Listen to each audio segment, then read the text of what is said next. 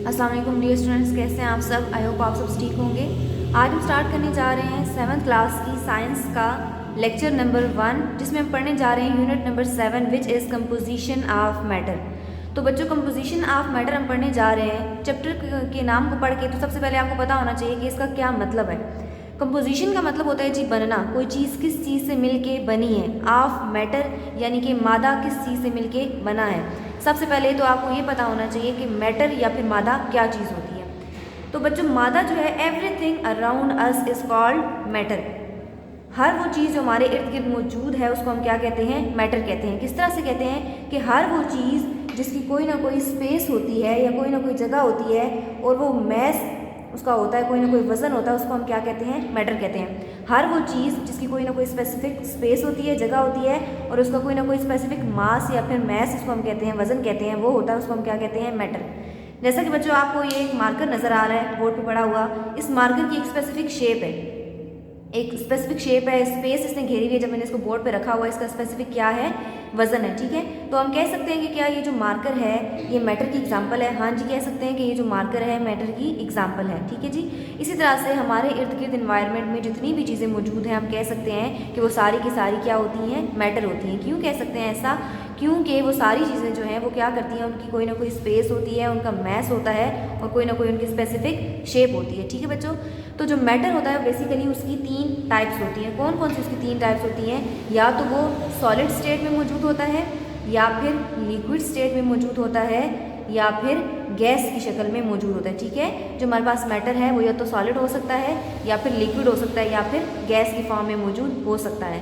तो हमारे चैप्टर का नाम क्या था? कंपोजिशन ऑफ मैटर, यानी कि जो मादा है वो किस चीज़ से मिलके बना हुआ है। तो हम पढ़ेंगे कि मैटर तो पता चल गया हमें कि हर वो चीज़ जो कि जगह कहती है, जिसका स्पेसिफिक वजन होता है, उसको हम कहते हैं मैटर। तो ये किस चीज़ से मिलके बना हुआ है? तो मैटर बच्चों मिलके बना हुआ होता है एक छोटे से पार्टिकल से, जिसको हम कहते हैं एटम।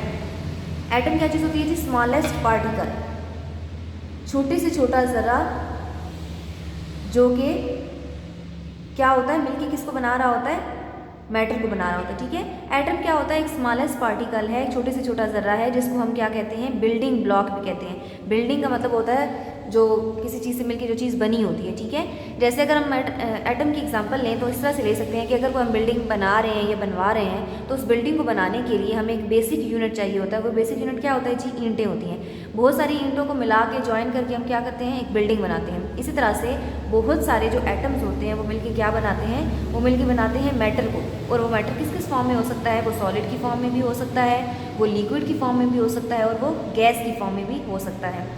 अच्छा जी, अगर हम बात करें एटम की कि ये स्मॉलेस्ट पार्टिकल होता है, तो अगली बात हमारे माइंड में ये आती है कि क्या इस एटम को हम आम आंख से या फिर नेकेड आई से देख सकते हैं? तो बच्चों, एटम को हम नेकेड आई से या फिर आम आंख से नहीं देख सकते, क्योंकि वो स्मॉलेस्ट पार्टिकल होता है। इसको देखने के लिए हमें माइक्रोस्कोप की ज़रूरत होती है। लेकिन बहुत सारी माइक्रोस्कोप जो होती हैं, बहुत सारी हाई मैग्नीफिकेशन की माइक्रोस्कोप भी एटम को नहीं दिखा सकती। इसकी एग्जांपल इस तरह से है कि अगर ये आपको बोर्ड पे फुल स्टॉप नज़र आ रहा होगा, तो अगर इस फुल स्टॉप को हम नोट करें तो साइंटिस्ट ने कहा जी कि जो सोडियम एटम है उसके 4 बिलियन एटम्स इस एक फुल स्टॉप के अंदर आ सकते हैं। इससे आप अंदाज़ा लगा सकते हैं कि जो एटम है वो कितना छोटा होता है। तो अगर इतनी इसको माइक्रोस्कोप से भी नहीं देखा गया तो फिर किस तरह से पता चला? तो बहुत ज़्यादा अच्छी लेंस वाली, बहुत ज़्यादा अच्छी मैग्नीफिकेशन वाली माइक्रोस्कोप से एटम को ऑब्जर्व किया गया, तो पता चला कि एटम एक बहुत स्मॉलेस्ट और टाइनी पार्टिकल होता है, जो कि बिल्डिंग ब्लॉक होता है और वो मिलकर बनाता है किसको? मैटर को। अच्छा जी, पहले कहा जाता था कि एटम जो है वो सबसे छोटा पार्टिकल है, ये मज़ीद डिवाइड नहीं हो सकता, मज़ीद तकसीम नहीं हो सकता, या इससे छोटा कोई पार्टिकल दुनिया में मौजूद नहीं है। लेकिन बाद में जब मज़ीद रिसर्च हुई तो पता चला कि जो एटम है वो ख़ुद भी कुछ छोटे पार्टिकल से मिलके बना हुआ होता है, जिनको हम क्या कहते हैं, जिनको हम कहते हैं सब एटॉमिक पार्टिकल्स। अच्छा, वो सब एटॉमिक पार्टिकल्स कौन कौन से होते हैं? वो 3 किस्म के पार्टिकल्स होते हैं जी। एक को हम कहते हैं protons, second ones are neutrons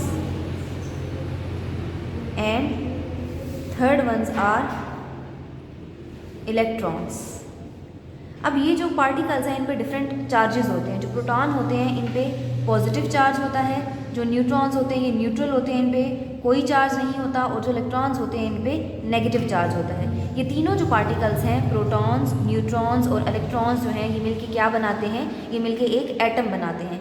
अब नेक्स्ट क्वेश्चन ये अराइज होता है कि ये जो पार्टिकल्स हैं तीनों, प्रोटॉन्स, न्यूट्रॉन्स एंड इलेक्ट्रॉन्स, ये एटम के अंदर कहाँ पे मौजूद होते हैं। तो अगर हम एटम को ड्रॉ करें सिंपली, तो हम इसको कुछ इस तरह से ड्रॉ करते हैं कि एक क्या है, ये आपको जो एक सर्कल नज़र आ रहा है, ये क्या होता है, ये एक एटम होता है, ठीक है। इस एटम के अंदर हम ड्रॉ करते हैं किसको, एक न्यूक्लियस को, ठीक है।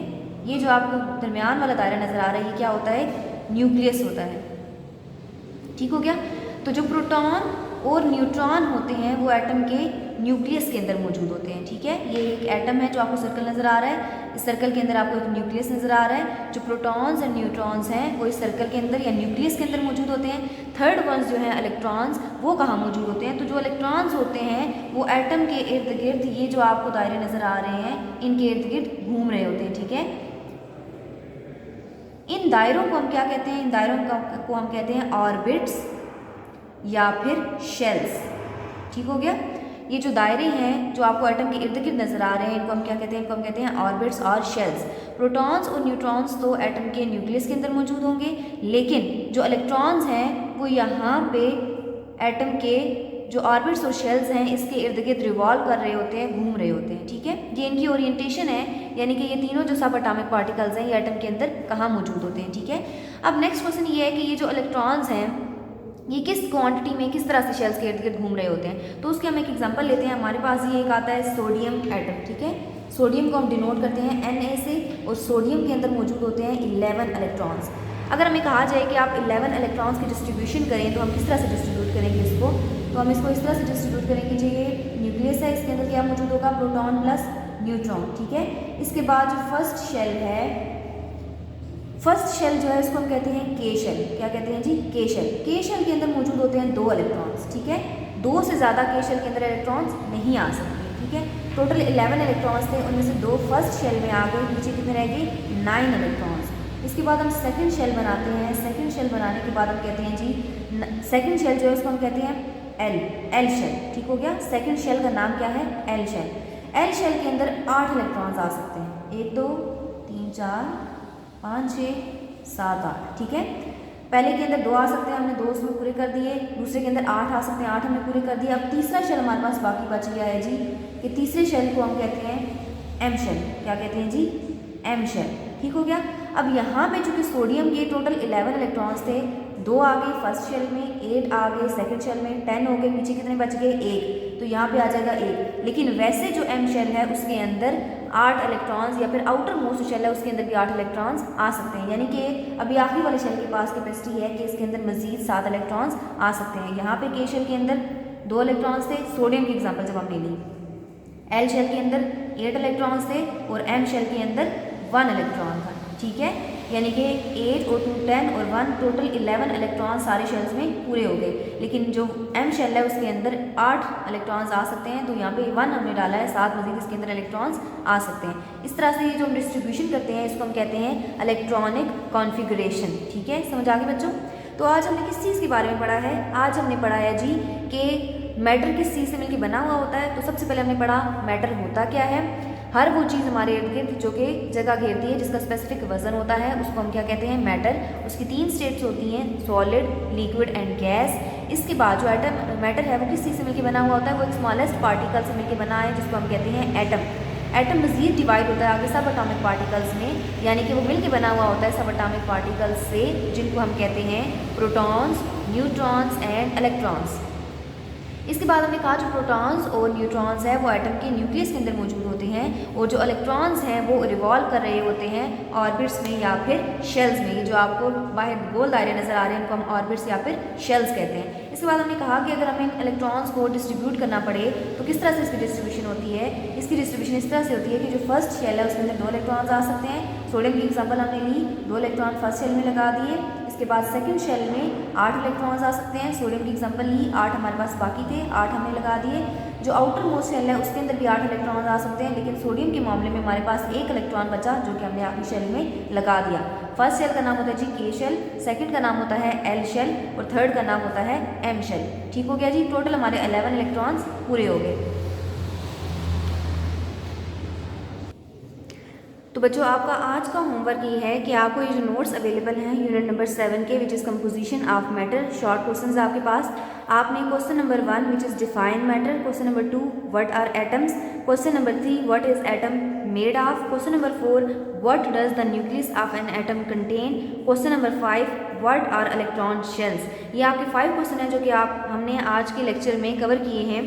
तो आपने क्या करना है जी, आपने क्वेश्चन नंबर 1 से लेकर क्वेश्चन नंबर 5 तक इन क्वेश्चंस को अच्छे तरीके से लर्न करना है और अच्छे तरीके से मेमोराइज करना है। आई होप आपको आज का लेक्चर अच्छे तरीके से समझ में आ गया होगा। अल्लाह हाफिज़।